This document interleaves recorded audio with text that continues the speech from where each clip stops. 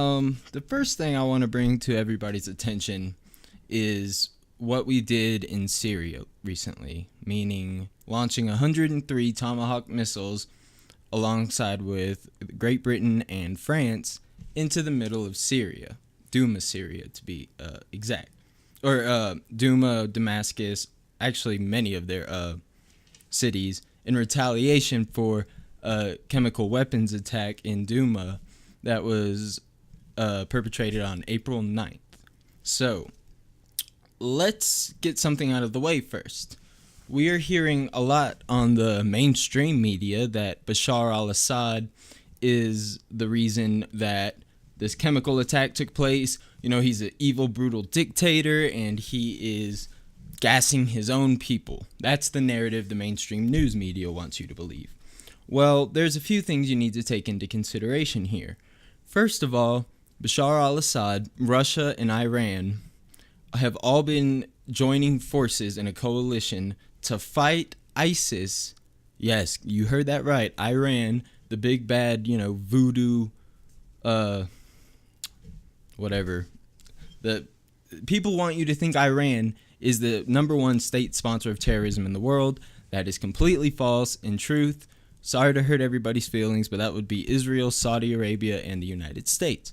But Iran and Russia have led their support to a place such that they have driven out ISIS from Syria almost completely. There are a few tiny titter-tatter groups remaining, and that's it. That is all that remains. And the United States went into Syria under the guise of fighting ISIS. However, wouldn't it seem counterintuitive? I'm not a foreign policy genius, but I do spend a lot of time studying foreign policy. It's something that really interests me. There's no reason why you would attack your own people with an illegal, under international law, of course, chemical weapons such as gas attacks and chlorine are illegal. Why would you do that to your own country? Well, that doesn't make any sense. So I saw a video on RT, which is Russia Today. It's a Russian-funded news source, so getting, in fairness of transparency, I want everybody to know that.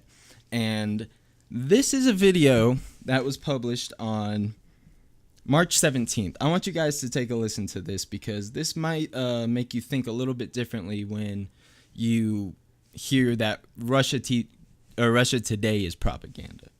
Russia's defense ministry says rebel groups have been armed with chemical weapons in Syria and are planning to stage false flag attacks as a pretext for the US to carry out airstrikes. You don't say. Representatives of the Russian armed forces have said they have reason to believe that the United States at its Al-Tarf base in Syria has been preparing squads of rebels, fighters, to stage a chemical provocation, a chemical weapons attack in the south of Syria, in Daraa, which borders Jordan and Israel. They've been provided, allegedly, as many as 20 tons of chlorine, as well as detonators disguised as cigarette packs. And this attack is imminent. Defense officials have said that this attack will be blamed on the Syrian government and will be used as an excuse by the United States and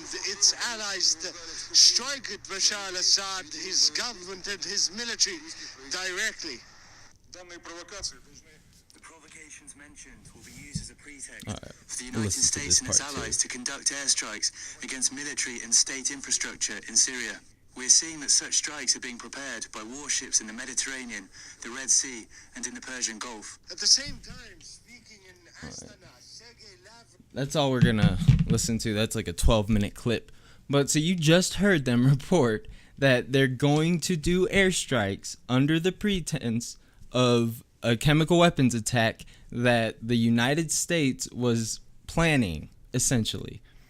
And we have all of this information beforehand. If they're reporting it on Russia Today, U.S. intelligence would have known about this, right? So they would do everything they can to prevent such a chlorine attack from occurring. Well, unless we kind of helped them plan it. Them being the Free Syrian Army, they're the ones who we are backing in Syria. Although we don't like to mention a lot of times that members of the Free Syrian Army are also members of Al-Qaeda, are also members of jihadist groups similar to ISIS that want to dominate under Sharia law. And Sharia law just means Islamic law, so it can mean a lot of different things depending on who you ask. But, you know, why would we be supporting the people who are literally supporting ISIS and, you know, not bolstering the Syrian regime? Well, there's a few reasons why, but I'll get to those later. So you just heard, you know, from multiple sources that this chemical attack was going to be staged. It was, and then it happened. France, Rothschild, actually, banker, and now president of France, Emmanuel Macron, him, Theresa May, and Donald Trump all agreed, hey, let's do a unilateral strike on a country that didn't ask us for help. We're not bombing ISIS. We're bombing the people fighting ISIS. And then break a UN charter which states, and all of these countries are members of the UN. The charter specifically states that if you want to go into a country and use military force, you have to gain permission of the country that you're doing it in, or it is a war crime. So from now on, every time I mention Donald Trump, Emmanuel Macron, Nikki Haley, anybody who took place in pushing or authorizing this attack in an administrative role in any of these governments should be held responsible and tried as a war criminal. And I'll be calling them war criminals from now on because that's what they fucking are. And we just bombed. Okay, another thing. They said that we bombed all of these military sites. The U.S. government is claiming that we shot and hit every single target. We fired 103 strikes. Now, the Russian Ministry of Defense has said that they shot down 71 of those. And Bashar al-Assad even came out and pretty much laughed in our face at our, superior weapons because they basically shot him down. It may not be 71. I don't believe that because, like the United States, Russian, military officials are going to want to, seem like they are the most effective in any kind of circumstance for public relations reasons. But let's say 30 of them were shot down. They were using 1970s Soviet technology given to them by the Russians. But we shouldn't be in this war. This is not our war to fight. And this next clip I'm going to play for you is from somebody I would never agree with on almost any other topic ever. And that is Tomi Lahren.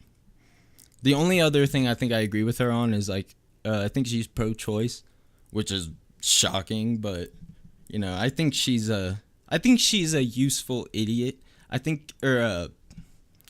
Maybe not a useful idiot, but she knowingly does what she does because she knows that there's a crowd for it. She knows that she's an attractive young, I think 22-year-old anchor on Fox News, and people tend to like to watch and listen to those people, and she's a good, she gives good rants.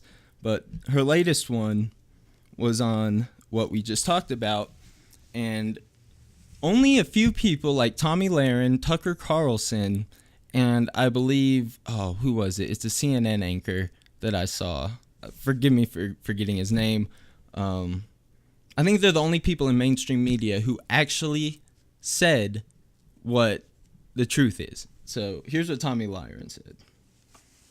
It's time for final thoughts. Wouldn't it be nice if we could remove Bashar al-Assad from power, unify Syria, keep ISIS and al-Qaeda out, and tame Iranian influence in the region? Yeah, it sure would. But this is the real world, and the last thing we should do is continue our involvement in another Mideast disaster. Yes, the latest chemical attack in Syria was horrific, tragic, and despicable. As Americans, we feel for the Syrian people. But the cold, hard truth is, this isn't our battle. It's not our war, and we will not win it. Don't get me wrong, we have the greatest fighting force on earth in the U.S. military. But we can't win a war we don't even know what victory looks like. Overthrowing Assad doesn't solve the problem. I want to get back to that point later. This conflict is less about overthrowing a savage dictator and is now more about a struggle among branches of Islam that goes back more than 1,000 years. How do we win that? How many times will we keep sticking our fingers in the fire before we realize that spreading democracy in the Middle East does not work? How many times must we attempt to pick winners and losers in a civil and tribal war we do not understand? We've given the so-called moderate opposition in Syria weapons, funding, and training, not to mention the support of American troops, one of whom was just recently killed there. That's the spilling of American blood, sweat, and tears, and for what? So a year down the road, those same U.S.-supplied weapons can be used against us? We've been down this road too many times, and enough is enough. Yeah, as a Christian, I pray for the victims in Syria, but we have enough problems here at home. When are we going to put Americans first? When are we going to fight for our own interests and protect our own country? We've got crumbling infrastructure, an opioid crisis, veterans dying in the VA healthcare system, and a border that's barely a border at all. That's not How true. can we save the world when we can't even save our own backyard? It is my hope President Trump will stick to his plan and pull us entirely out of Syria. Intervention has so far been the status quo, and this administration has certainly continued U.S. involvement. But this president was elected to break the status quo. We have nothing to gain in Syria and everything to lose. We cannot afford to lose more Americans in someone else's unwinnable conflict, period. President Trump, please remember, it's America first. Those are my final thoughts. Feel free to disagree. From L.A., God bless. Take care. It fucking breaks my heart that I have to do a segment where I So I get pop-ups on my phone, which is literally the most crazy thing I've ever experienced because I don't know how that happened. So I'll play the last part for you. Take care. Oh, fuck. Never mind. All right, so I missed it, but you get the idea. She just basically laid out all the reasons why we should not be in Syria. Yes, there is an extreme rift between Islam and their factions. So you have the Sunni majority in the world. They make about 86% of Muslims. And then you have the Shia, or Shiite, or Ba'athist, or all kinds of different sects of Islam. But in the Middle East, the only Shia majority countries were Shia-led, I should say, because in Syria there's actually less Shias than there are Sunnis, but Bashar al-Assad is actually a Shia, and he's a secular dictator. He is a dictator. He isn't a strong man. He's not a good guy. But he hasn't, and he's even used chemical weapons in the past. But there was a famous time when John Kerry actually, when he was working under Obama, was like, oh man, like, I don't know what to do in Syria. Like, there's no way this ruthless dictator is going to give it up. Thank you, Tess. Give up all of these, different kind of weapons to us without some kind of crazy negotiation or offensive strike.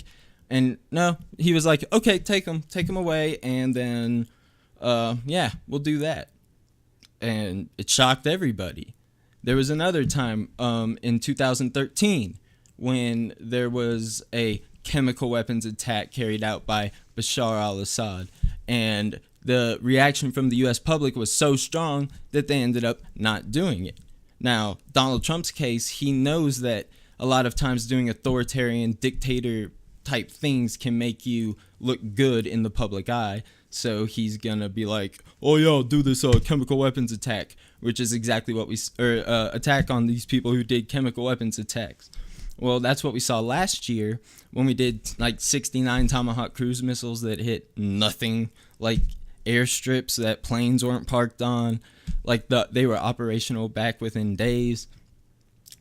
We had an intelligence then that said that, hey, there's an airstrike or a fake chemical weapons attack coming, planned by the White Helmets, which are a coalition of, Syrian people that are just concerned about the citizens.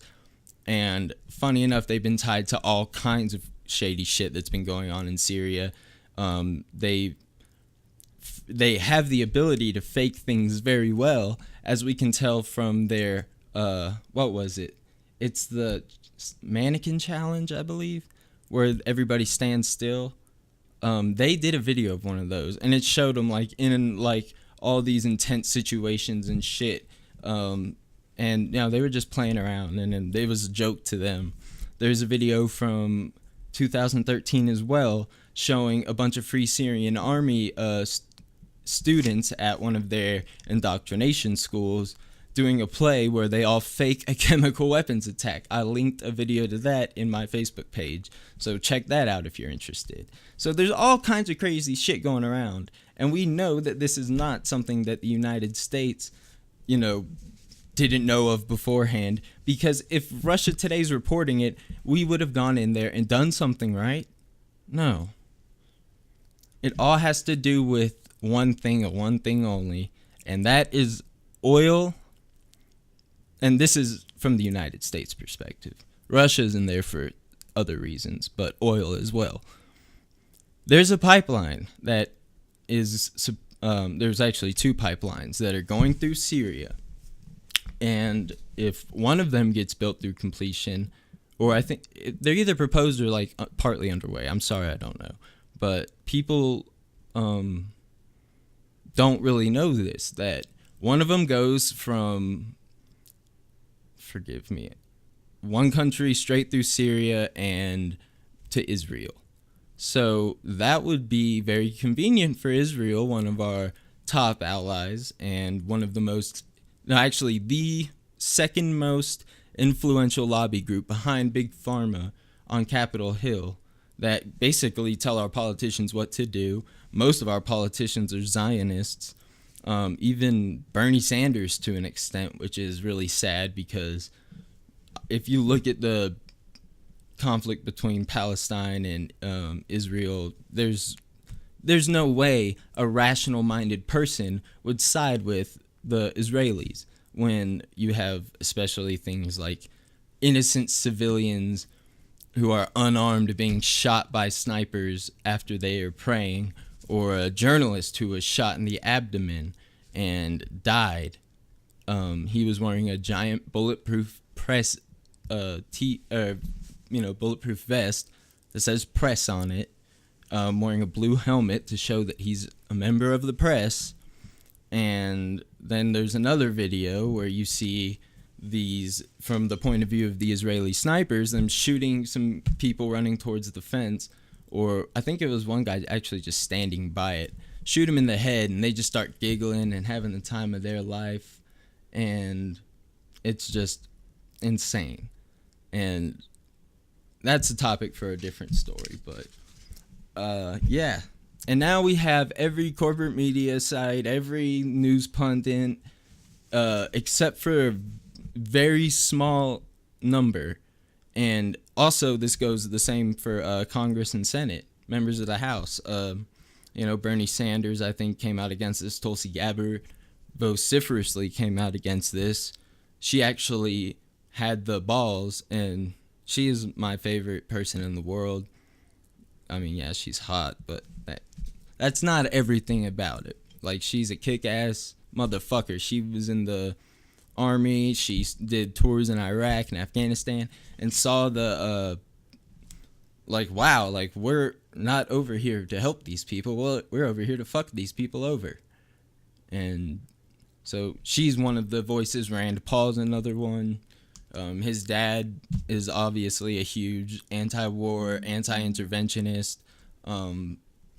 So there's a few people speaking the truth out there, but unfortunately, with the Trump administration at the wheel, we already know how that's going to turn out.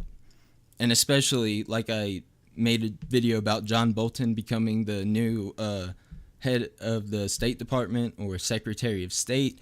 He's the one who lied us into the Iraq War.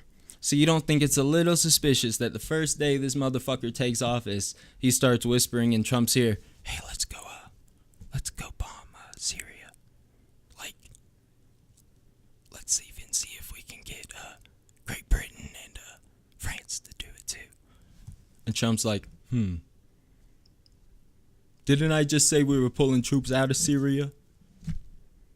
He literally said that like 3 days before. So, I'm going to move on to my next story, and then we'll stop the Syria talk, I promise. But this shit's important to learn and talk about, because if you don't know it, you're just going to believe all these people like Rachel Maddow and fucking Chris Haynes. And Chris Haynes may have been the one who actually spoke truth about it, but maybe that was on the Israel-Palestine thing, and I'm just mixing that up right now, because I usually smoke a joint before I do these things. That's probably not a good idea. Don't do drugs, kids. Okay, so Trump's grand idea to solve the issue in Syria and keep his promise to his base is pretty fucking awful. So this is from Vox.com. Trump wants Arab nations to send troops into Syria. That's a spectacularly bad idea. So, that's right. So this is by Alex Ward and, yeah, that's it. So President Donald Trump has made no secret of his desire to remove U.S. troops from Syria, but his administration's plans for how to do that is unlikely to materialize, and it would be dangerous if it did. So the Wall Street Journal reports that Saudi Arabia, UAE or United Arab Emirates, Qatar, and other Arab states like Egypt would band troops together and form a quote-unquote Arab force that would keep ISIS at bay in Syria, which, if you watched the last segment, is absolutely hilarious because we already know that ISIS is defeated in Syria. Trump said it himself. They have no territory, they might control 1 or 2 small cities, and maybe a few small areas of land that are in the middle of bumfuck Egypt. But there's no way that Egypt is going to throw troops on the ground in Syria. There's no way that we're going to throw more troops on the ground in Syria. So if he wants to pull them out, we would have to leave some behind to train this Arab force, unless we just want to give these motherfuckers guns like we did in Iraq and Afghanistan and have them literally used against our own soldiers. That's even something Tommy Lehren brought up. It happens all the time. It happened with the Mujahideen, the Reagan administration, the first Bush administration, all funded terrorists. Clinton funded terrorists. Obama funded terrorists. George Bush, the second George Bush, funded terrorists. We just saw the Saudi crown prince in the White House, and Trump has his cute little poster boards. Oh, I hope I throw a picture of that up when I edit this, because it's so funny. It shows all of the military weapons we're selling to the most theocratic dictatorial regime that runs on literally Sharia law, that beheads people for apostasy and witchcraft. And if atheism is illegal, if you dance like this one 8-year-old did, you'll get arrested. These motherfuckers are the people that are supporting our freedom quest in the Middle East. You'd have to be retarded to believe that. I mean, you'd have to be the slowest person on earth. But I digress. Actually, no, I don't digress. I lose my train of thought. Oh, yes. So that was going to segue into something called the Dunning-Kruger Effect, which is basically the phenomena that is well known in psychology, where people with low levels of political knowledge think that they're all of a sudden experts when they actually rely on media sources such as Fox News or even MSNBC or CNN to tell them what to do or think. CNN less of an extent, because they actually don't tell you what to think. They're just like, so we're gonna have on Ken Ham and Bill Nye to debate creationism and evolution. Go. And then at the end, they're like, all right, well, I hope you can think for yourselves and find out at home, folks. It's the same thing with the war in Syria.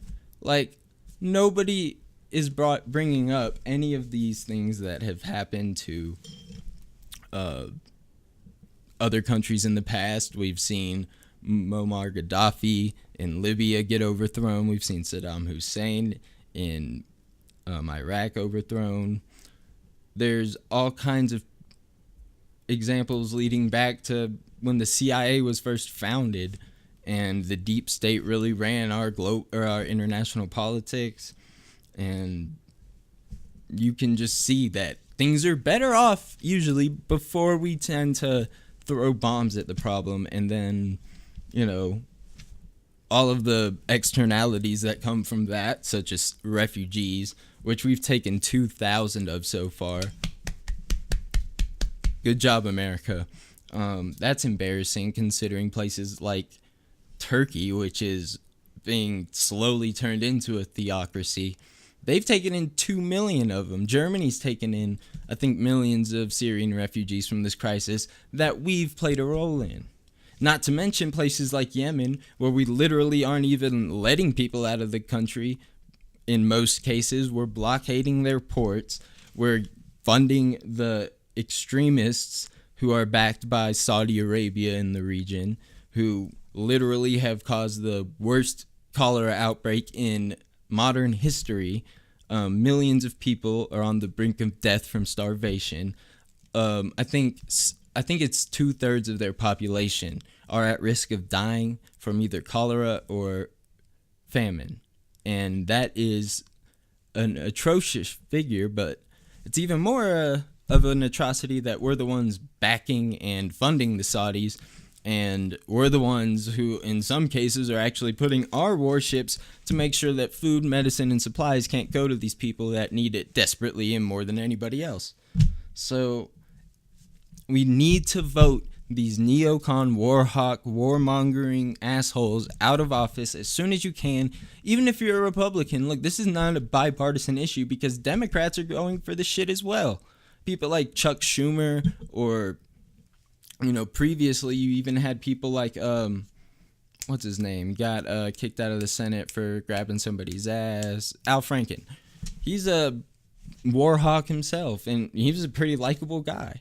But you have to realize that the way that the political dynamic in Washington, D.C. is structured right now, it's not set up for people to actually voice their opinions and give their concerns. It's set up so the lobbyists paid the politicians who were paid by special interest groups and, you know, rich assholes like the Koch brothers to get them into office and implement their policies, instead of actually letting the people choose a grassroots candidate like Bernie Sanders, or even somebody a little more in between progressive and liberal like Elizabeth Warren into office. But, you know, Bernie is going to run in 2020. You can take my word for it. He hasn't, you know, obviously come out and said it yet, but it's almost a sure thing he's running from all the signs. And this is our chance. If we can flip the house and we can get Bernie or another progressive in office, or, I mean, hell, I'll even take a libertarian at this point, even though it would be a devastation to our social programs and privatization would just run rampant, and, you know, there are tons of negative things that would come from it. But principled libertarians tend to be on the side of progressives when we say we don't want money in politics, we don't want any corporate welfare, and we don't want our, you know, lobbyists telling our politicians what to do. So, holy shit, my mouth is really dry, so I'll have to take a sip of something before I do the next story. But This one, next one's funny, so it's a nice change of pace.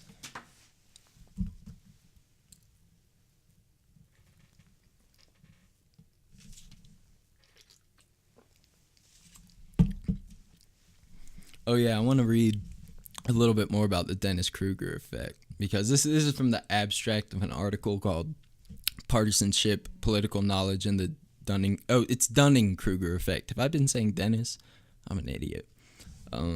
It says this, the survey experimental results confirm the Dunning-Kruger effect in the realm of political knowledge. They also show that individuals with moderately low political expertise rate themselves as increasingly politically knowledgeable when partisan identities are made salient.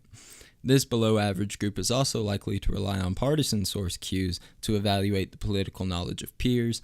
In a concluding section, I comment on the meanings of these findings for contemporary debates about rational ignorance, which is another thing.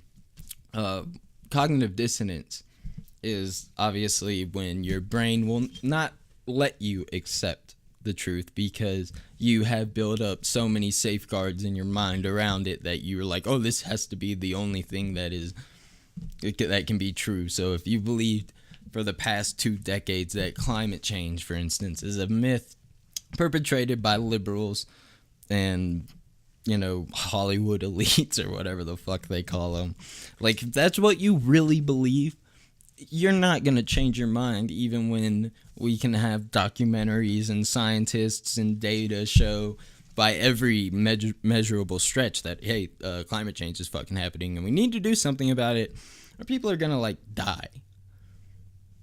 But this is the last thing I wanted to talk about with that. And on to this story, which is fucking hilarious and also really sad at the same time, actually. But, yeah. So, Sandy Hook parents sue conspiracy theorist Alex Jones over claims shooting was fake. This is from NPR. Look, Alex Jones, man, he used to actually be a pretty cool dude. Like, back in the day, I didn't agree with, like, 90% of what he says.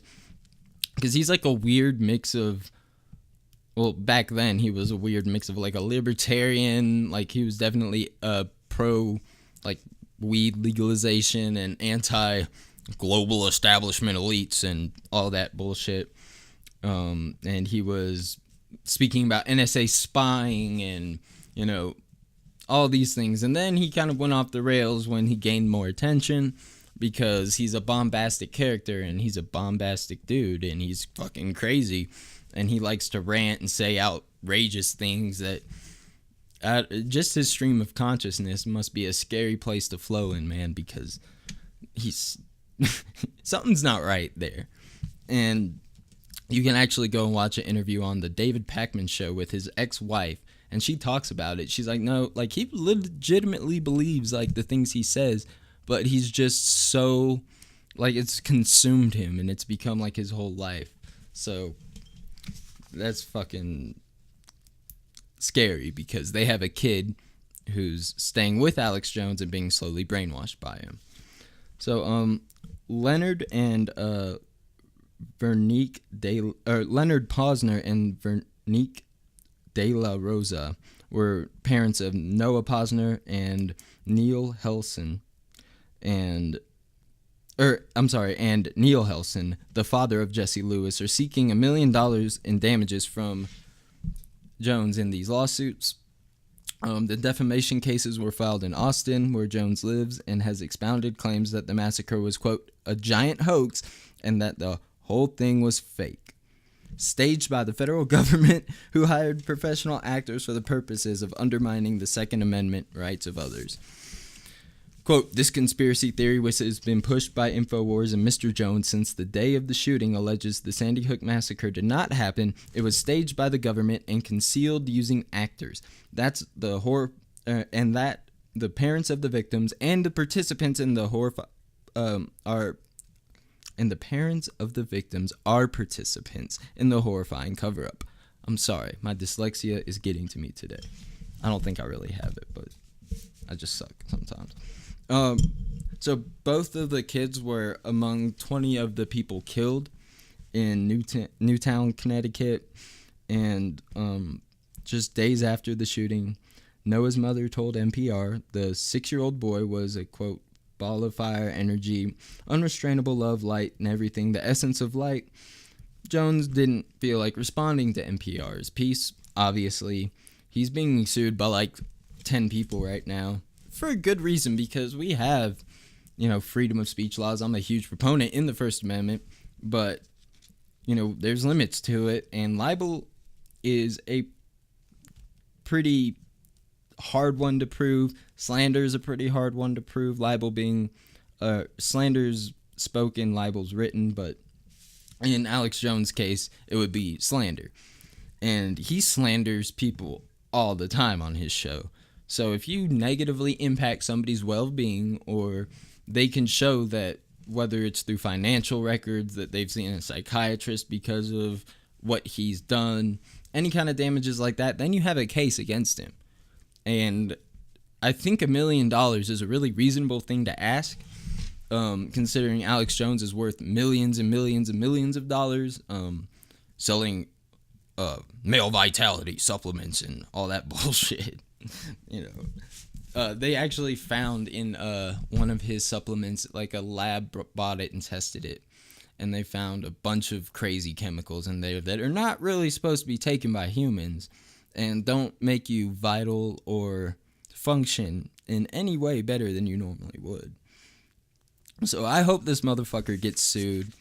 I don't hope he ever gets sued for something that is just a legitimately expressed opinion or anything like that, but yeah, like, if you're gonna slander people, say people's, kids didn't die in the shooting, which it clearly did, that's gonna fuel more assholes like the people who say the Parkland shooting was fake. Vice News did a really funny story on that, about a dude who literally goes around to, like, every mass shooting to harass the people and, tell them to their face that their son or daughter, wife, or whoever didn't fucking die, because it, obviously it can't happen, right? People can't be crazy and run up in a place and shoot it. And I also did a video on pseudo commandos back in the day, which is a pretty good explanation of somebody like Nicholas Cruz. He doesn't really fit every single aspect of a pseudo-commando, but in essence, a pseudo-commando is somebody like the Columbine shooters, Dylan Roof, Ethan Couch, people who all, like, planned out. Wait, did I say Ethan Couch? I think he's the affluenza kid. Never mind. People who all methodically planned out, like, this terrible massacre, and they bought ammo and weapons online, and they leave, like, diaries or vlogs about how the world sucks. And it's most common among 18 to 25-year-old white males. That's why the YouTube shooting that happened recently was actually kind of interesting, because, like, it was a female that did it, but she fits the description to a T. So I think instead of arming teachers with, like, firearms or baseball bats that are smaller than real baseball bats, or buckets of rocks, these are all real things that schools have done. I think maybe we should take steps to flag and indicate possible traits of pseudo-commandos in the future. That would probably be a lot more helpful than, I don't know, just fucking, like, installing smoke machines at the top of the hallways, or, like, automatic locking doors and intercoms that link straight to the police department. I mean, go ahead, boost your security all you want, but, like, you can probably stop it a little bit easier from happening again, at least. I mean, yeah, Sandy Hook was a different story, because obviously it wasn't a student at that school, but it usually is. And there's a lot of things we can do other than arming teachers. And this next story's pretty wild, because it has to do with a person who's a really remarkable human being and has done a lot of great things in his life until he ended it. And the way he ended it and the reason he ended it are all really, really, really, really, really, really stupid. And I'm not trying to, make fun of the dead or talk ill of the dead, but you think you might have it coming to you. Like, if you were somebody like Martin Luther King, who got shot because of civil rights or assassinated by the CIA, if you want to believe that, or somebody who was shot for a cause that they were standing up for. But this next story is a lot different and very odd. So a prominent gay rights lawyer set himself on fire in protest. Suicide. So this is from CNN.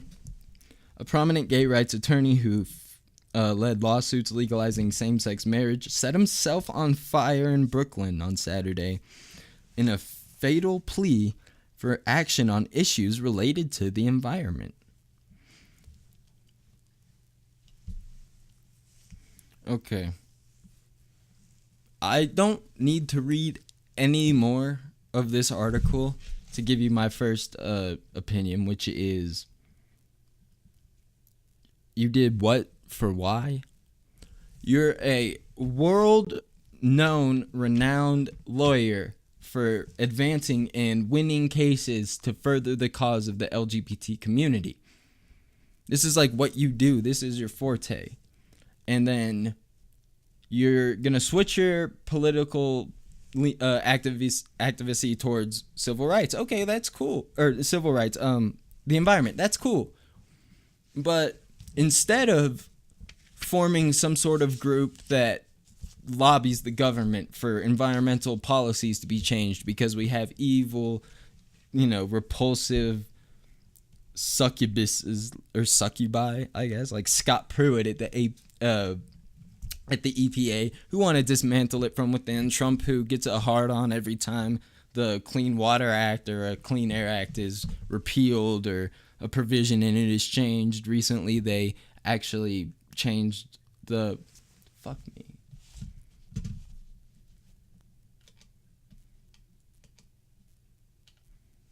Sorry, that was another pop-up on my fucking phone. I gotta get that fixed. And I lost my train of thought too. But, so if you're gonna try to get the environment to be changed, you're gonna have to do it through legal means and legal purposes. Who better to do that than a lawyer, especially one with like such high profile cases that everybody's known about them. Like let me see. Yeah, in like 93, Brandon Tina, a transgender man, was raped and murdered in Falls City, Nebraska. It was actually later portrayed in a movie called Boys Don't Cry. He was also the attorney for Jamie Nebonzi, Bosny, a gay man who sued his former public high school in Wisconsin for failing to prevent consent and significant anti-gay bullying and abuse. So, he's a guy who can do all of these great things. Why would you, instead of starting or representing a client for environmental change, light yourself on fire, you fucking idiot? Like, his idea was to be symbolic, I guess. And, fossil fuels killed me, and they're gonna kill a lot of people if action isn't taken. That is his whole intent behind, or the symbolic reason behind his lighting himself on fire in the middle of a baseball field. But dude, nobody's gonna listen to you. Like, if I was a conservative, for instance, and I'm on like watching Fox News, and I see that some idiot fucking lit himself on fire, and I already have a prejudice against gay people, why the fuck would I be inclined to switch my position? You know what I'm saying? That makes no fucking sense. So, don't light yourself on fire in fucking protest of trying to do anything for the environment when you haven't taken a single step in any meaningful way towards actually doing it through policy change. And my fucking roommate just came home, so I think that's a good place to leave this. But thank y'all for watching, and I'll see you guys later. Peace. You had a long ass day, dude.